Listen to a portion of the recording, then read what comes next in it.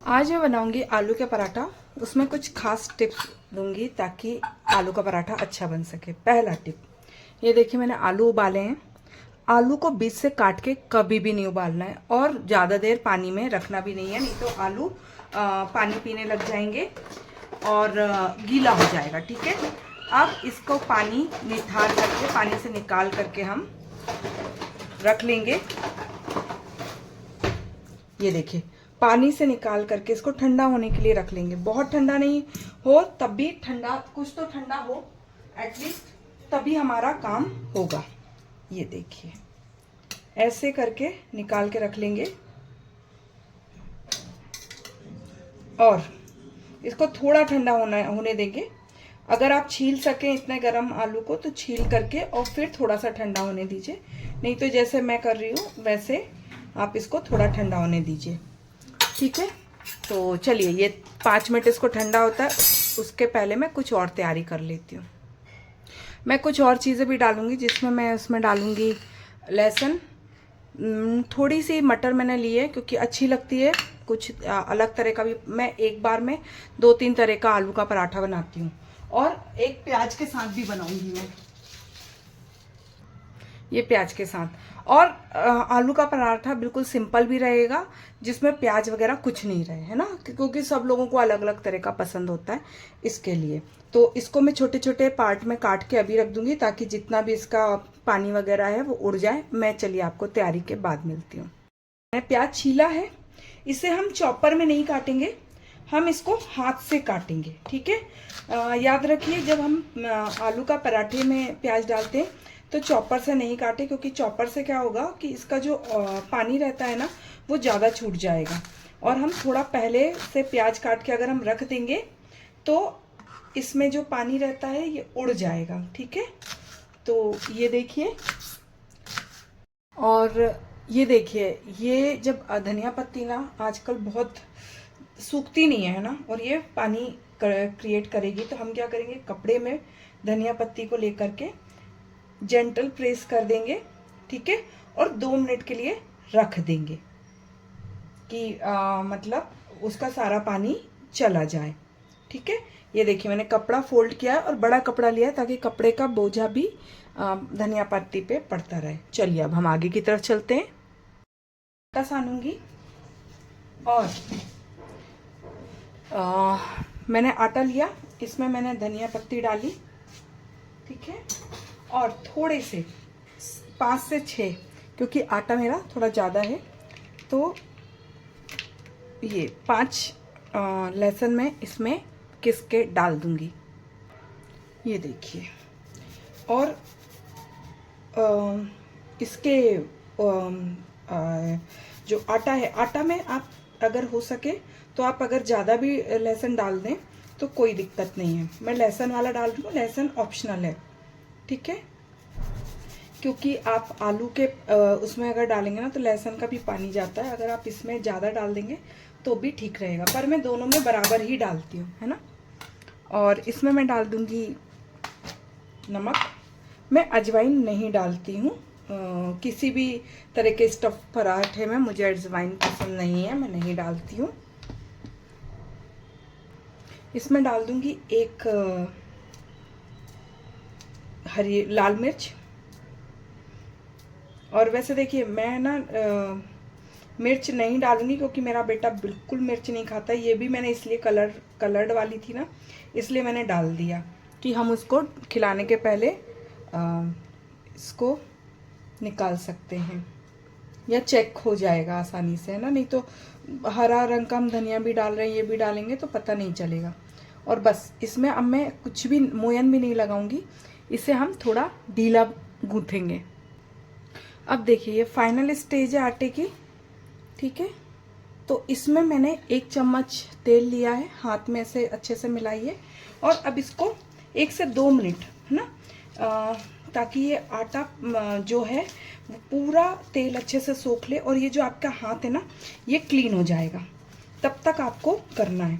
आप ये मान के चलो कि जब आपका हाथ एकदम क्लीन हो जाएगा तभी आपका आटा तैयार हुआ है।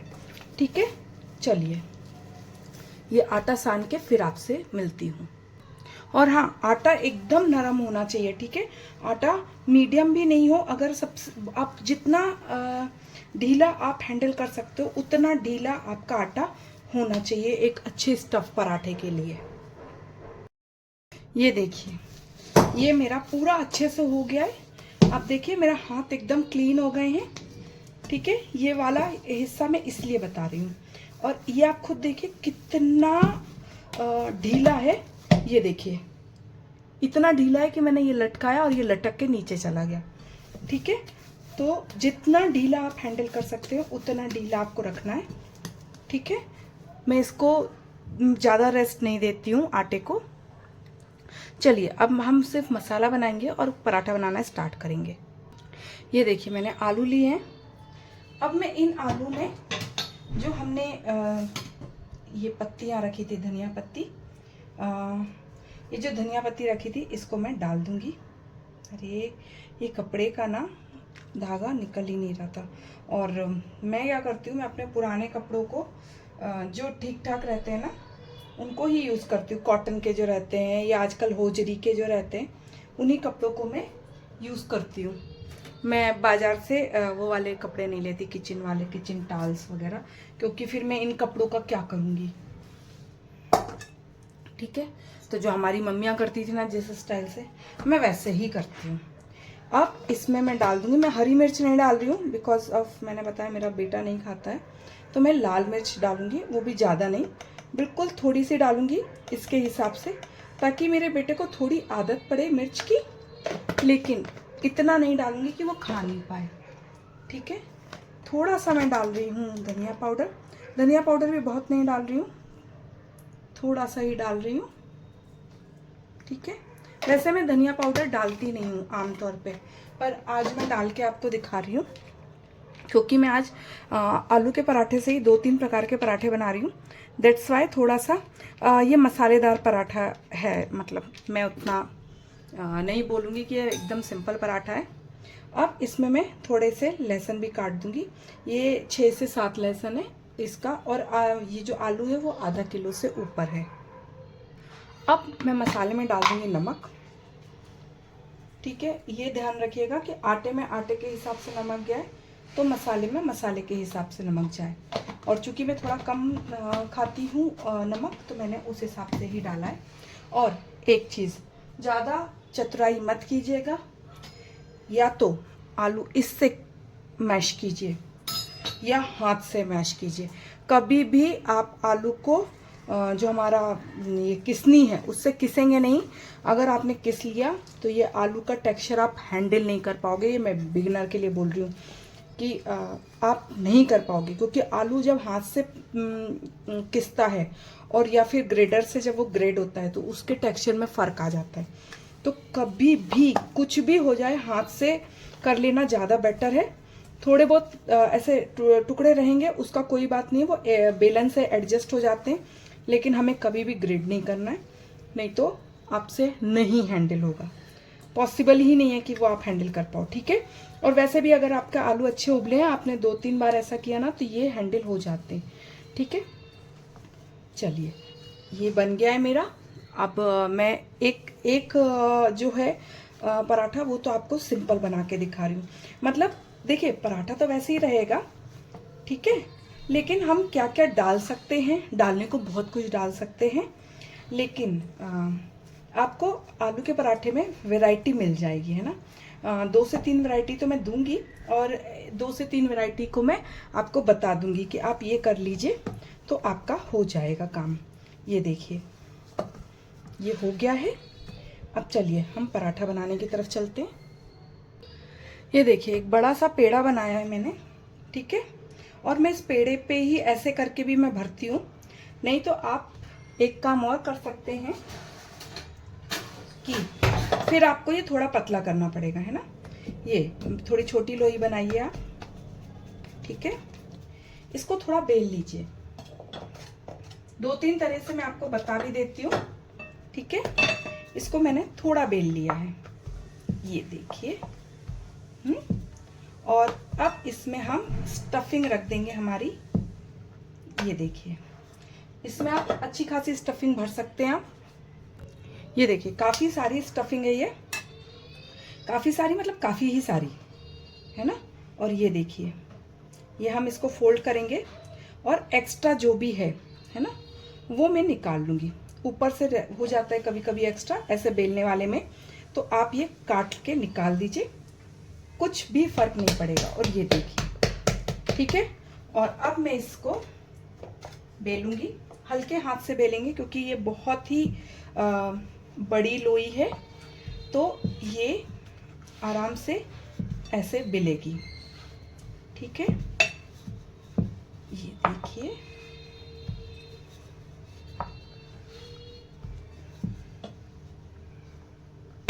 ठीक है। और लास्ट में सारी जगह से आप बराबर कर दीजिए। ये देखिए, शेप पे मत जाइएगा क्योंकि काफ़ी ढीला है, और कई बार गोल शेप उतना परमानेंट नहीं आता है, पर मेरा आता है, दूसरे तीसरे में आपको दिखने लग जाएगा। चलिए अब इसको सेकते हैं। ये देखिए, ठीक है। और अब मैं दूसरा भी बनाती हूँ जो वैसा रहेगा, मतलब कटोरी बना के मैं बनाऊंगी।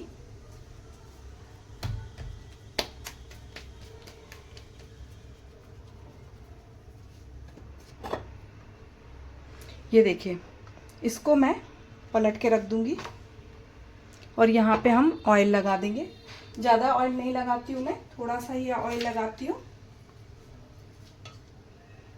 ये देखिए, अब आप इसको ब्रश से भी फैला सकते हैं और वैसे भी कर सकते हैं। अगर आपको ब्रश से फैलाना हो तो आप ब्रश से फैलाइए, नहीं तो चम्मच से ले करके और चम्मच से ऐसे फैला दीजिए।